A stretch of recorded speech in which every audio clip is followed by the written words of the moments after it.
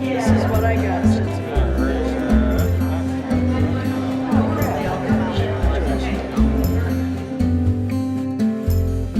Well, this is our 13th annual project warm-up.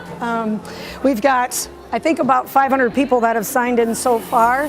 We started the day with 1,000 blankets, and I think we're over about 1,500 right now. So they're cranking them out, which is wonderful. Got a lot of donations rolling in. Our school social workers and counselors gave us a count from the 26 school programs here in Sioux Falls of 1,227, and that's our top priority. We get those filled first, but they're almost done with that. And so then we get to start making them for the children's hospitals, the Ronald McDonald houses, the chemo comfort care bags, some of those things too, Division of Social Services. So we're excited about making sure that we can stretch out, you know, and give some of the greater community some of those blankets as well. We're talking right now at about 21,000 blankets. It is absolutely incredible. That first year when 22 kids showed up and we made 100 blankets, we thought we had it made. That was just a grand event, and we're very proud of ourselves. Never in our wildest dreams did we ever imagine that people would be bringing in, we'd have more than 1,000 blankets before the day ever started. And that's just because we have such a generous community here. People are making blankets, many schools are making blankets, and they're bringing them in, you know, church groups, book clubs, you name it. And so what an incredible thing, what a generous community we live in that just comes together. And that's the best thing about the Sioux Empire, is that it's like we're a small town in a big town, you know, area, but it's wonderful. The group we call the Foodies, Pat McMonigal, Gail Swenson, Bonnie Melbreck, and there's a few others over there as well, have been with the district for many years. Some are now retired, but they come back every year and be a part of this. You know, it's like a family reunion for me. My children come back every year, which is awesome, and just friends from a wide variety of areas that come that are here just to help. Like, this is one of their highlights each year. The Parrot Heads of the Prairie are in there. It's a Jimmy Buffett fan group that's here in Sioux Falls. They're awesome. They come every single year to make blankets with us, so that is fabulous too. What's really fascinating is that there's many companies or groups that have decided that this would be their Christmas party, that they would get together instead of buying gifts and doing things like that. They put their money towards fleece and made blankets.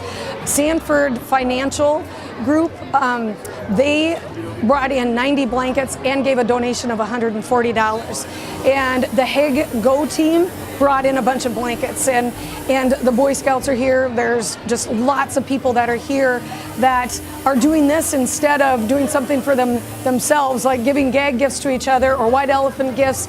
They put their hearts together and their funds together and made blankets to give to kids in need across the Sioux Empire. That's pretty cool.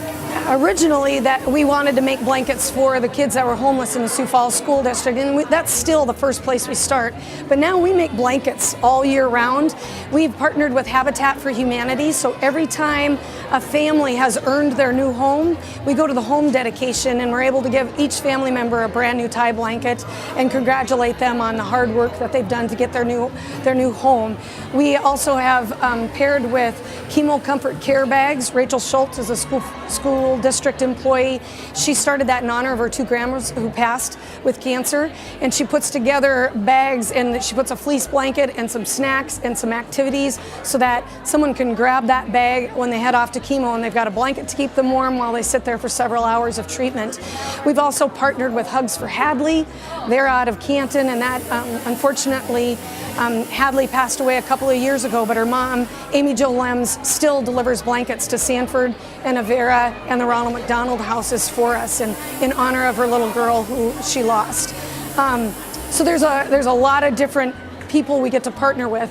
This summer, when Marshalltown, Iowa got hit with the tornado, we were able to go there and bring 100 blankets to them. I didn't know where to go, but I drove around the town until I saw a community center that was giving out the necessities, and I pulled up and said, would you like some new fleece blankets? And they had given away their last blanket that morning, so I think that was a pretty cool calling to get headed that direction, and the need was actually that very days.